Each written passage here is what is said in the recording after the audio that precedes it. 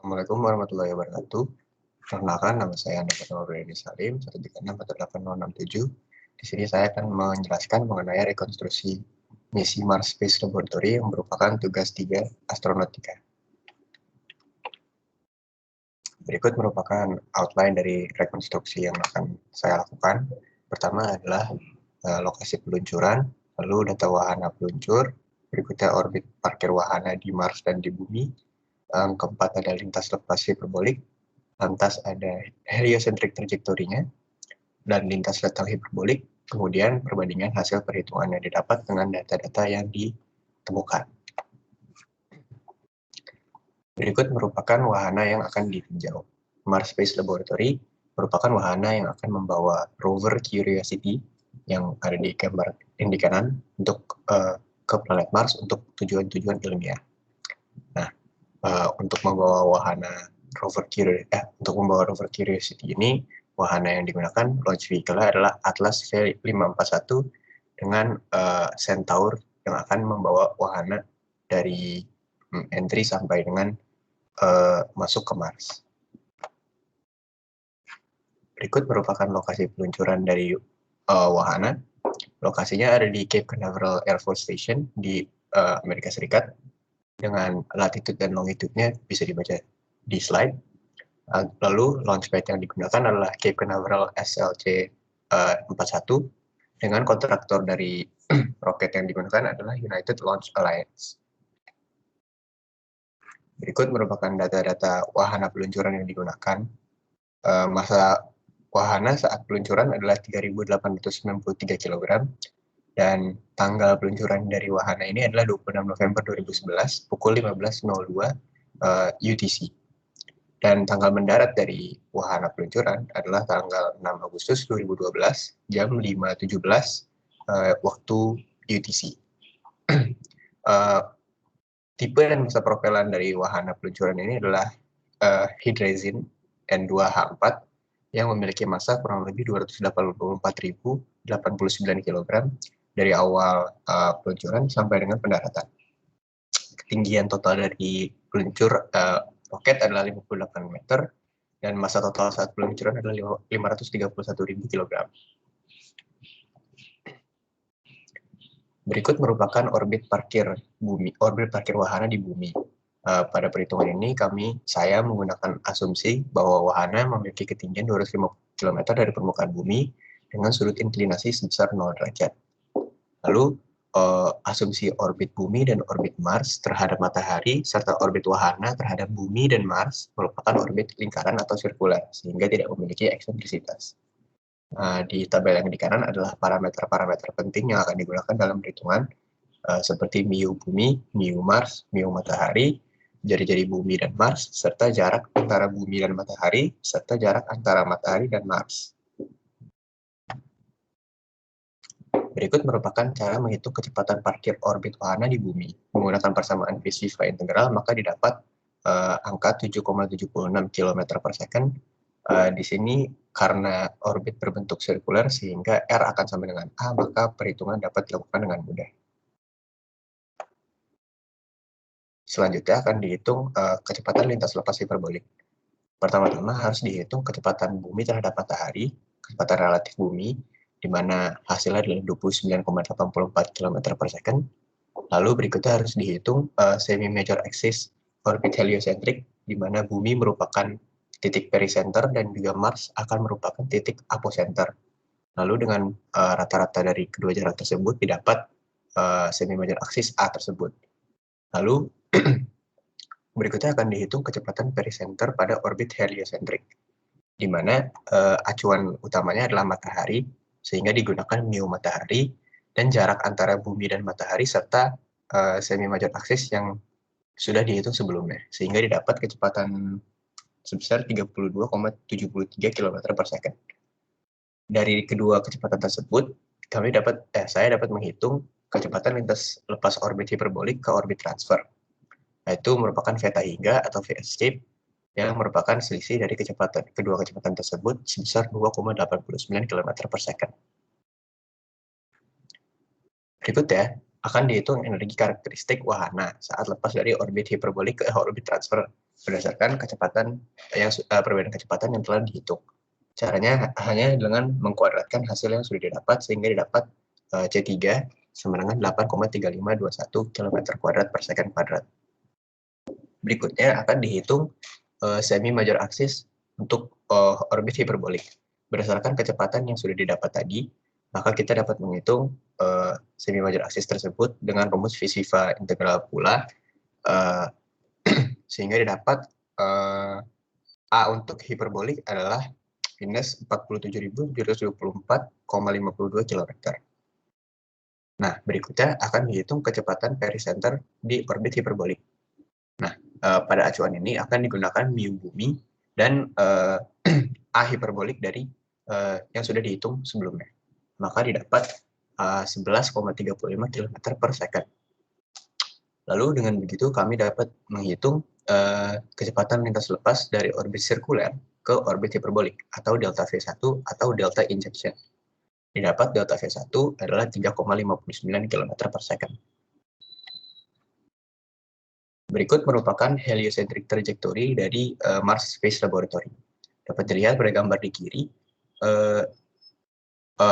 posisi bumi dan posisi Mars saat peluncuran, dan juga posisi bumi dan posisi Mars ketika pendaratan dilakukan, serta yang berwarna hitam merupakan orbit heliocentric yang akan dilalui oleh wahana. Wahana akan membutuhkan waktu kurang lebih 15 hari untuk mencapai orbit parkir dari mulai peluncuran, dan itu merupakan asumsi yang saya temukan. Berikutnya akan dihitung waktu total yang dibutuhkan oleh wahana dari keluar orbit parkir hingga masuk ke Mars. Waktu total tersebut merupakan periode setengah periode dari orbit heliosentrik, karena wahana melewati setengah orbit heliosentrik ditambah 15 hari. Sehingga akan dihitung periode dari orbit heliosentrik tersebut dengan hukum ketiga Kepler, itu P sama dengan 2pi akar A pangkat 3 per mu matahari.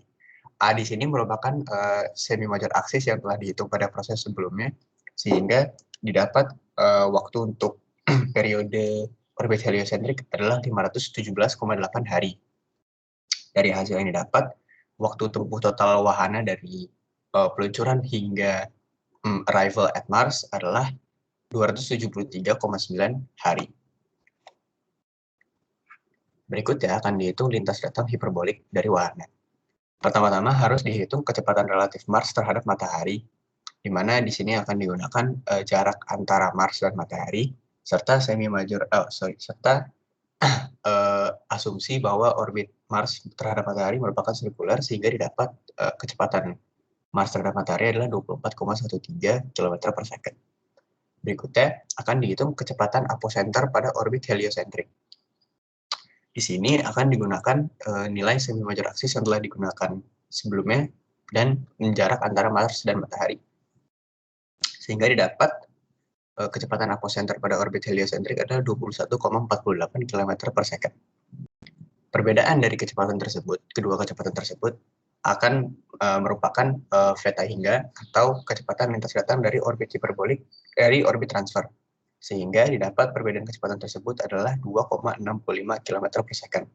Dan dari kecepatan tersebut akan dihitung energi karakteristiknya yang didapat sebesar 7,0225 km kuadrat per second kuadrat. Berikutnya akan dihitung kecepatan wahana di orbit parkir Mars dengan asumsi ketinggian sebesar 250 km dari permukaan Mars.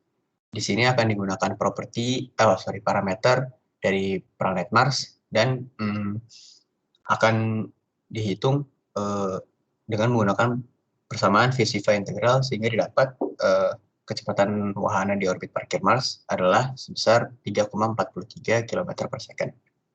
Berikutnya akan dihitung semi major axis orbit hiperbolik dari acuan Mars.